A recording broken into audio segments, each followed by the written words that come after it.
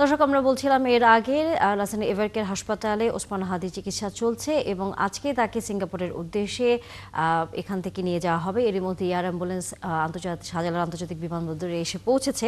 হাসপাতাল থেকে কখন ওসমান হাদিকে এয়ারপোর্টে নিয়ে যাওয়া হবে সেই খবর আমরা জানবো। আমাদের সহকর্মী এভারকেয়ার হাসপাতালের সামনে থেকে যুক্ত হচ্ছেন মেহেদী হাসান। মেহেদী, এর আগে আপনি বলছিলেন যে মেডিকেল বোর্ডের এক ধরনের বৈঠক হওয়ার কথা এবং সিদ্ধান্ত নেওয়ার কথা যে কি প্রক্রিয়ার মধ্য দিয়ে এবং কখন ওসমান হাদিকে হাসপাতাল থেকে বিমানবন্দর পর্যন্ত নিয়ে যাওয়া হবে সেটি জানানোর কথা আপনাদেরকে। সেই বিষয়ে কি খবর আছে আপনার কাছে? তানিয়া, আপনি ঠিকই বলেছেন যে আমরা যতদূর জানতে পেরেছি যে কিছুক্ষণ আগেই হযরত শাহজালাল বিমানবন্দর থেকে একটি অ্যাম্বুলেন্স এভারকেয়ার হাসপাতালের উদ্দেশ্যে রওনা দিয়েছে। সেখানে থাইল্যান্ডের দুইজন প্রতিনিধি আছে, একজন চিকিৎসক এবং একজন নার্স। সেই অ্যাম্বুলেন্সটি হয়তো এখন পথে আছে, কিছুক্ষণের মধ্যে এভারকেয়ার হাসপাতালে আসবে। যদি আসে এই লাইভের মধ্যে, তাহলে আমরা আপনাকে সেটিও হয়তো ছবি সহ আর একটু বিস্তারিত জানাতে পারবো। তো অ্যাম্বুলেন্সটি এলে এখানে কিন্তু আমরা এখানকার যে মেডিকেল বোর্ডের ডাক্তাররা আছে তারা বলেছে যে অ্যাম্বুলেন্সটি এলে তারা ওসমান হাদিকে অ্যাম্বুলেন্সটি খুব দ্রুতই নেওয়ার চেষ্টা করবে, দেরি করবে না। এবং এর মধ্যে কিন্তু আমরা যতদূর দেখতে পেরেছি যে এই ইতিমধ্যে এভারকেয়ার হাসপাতালের যে প্রধান ফটক এবং সেই ফটকের পাশে কিন্তু আমরা দেখতে পাচ্ছি যে আইন শৃঙ্খলা বাহিনীর সদস্যরা কিন্তু তৎপরতা হয়েছে, অর্থাৎ একটু নিরাপত্তা জোরদার করা হয়েছে। এখানে বিভিন্ন বাহিনীর গাড়ি কিন্তু আমরা হাসপাতালে ঢুকতে দেখেছি এবং ভিতরেও যেমন নিরাপত্তা দেখেছি, বাহিরেও আপনি দেখতে পাচ্ছেন এখানে বিজিপি আছে, পুলিশ আছে এবং হয়তো আরও অন্যান্য গোয়েন্দা সংস্থাও সাদা পোশাকে আছে। আমরা যতদূর জানতে পেরেছি তারা আসলে এখন নিরাপত্তাটা একটু জোরদার করেছে। মেডিকেল বোর্ডের সদস্যদের একজন চিকিৎসকের সাথে আমার কথা হয়েছে মুঠোফোনে। তিনি আমাদের জানিয়েছেন যে 11টা যে বোর্ড মিটিংটা শুরু হয়েছে মেডিকেল বোর্ডের, তারা আসলে সর্বশেষ যে চূড়ান্ত প্রস্তুতি সে বিষয়ে আলাপ আলোচনা হয়েছে, আলাপ আলোচনা উঠে এসছে।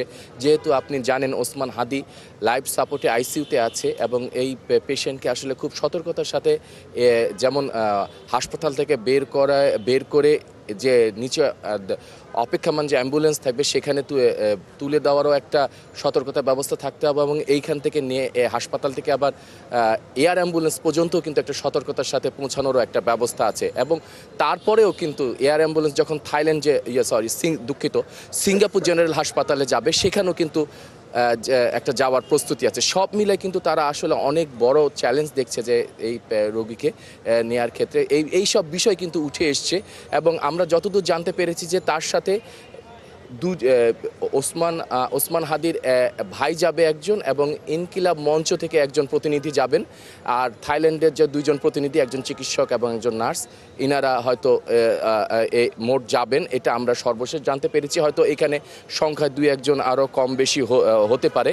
তবে মেডিকেল বোর্ডের ডাক্তাররা বলছে যে যেহেতু তার অবস্থা খুবই ক্রিটিক্যাল বা খুবই খারাপ অবস্থায় আছে, তারা কিন্তু সতর্ক অবস্থায় আছে যে সব সময় কিন্তু তার স্বাস্থ্য পরীক্ষা করে স্বাস্থ্য প্রতিবেদনগুলো মেডিকেল বোর্ডের যে ডাক্তাররা আছে সবার সাথে আলাপ আলোচনা করছে।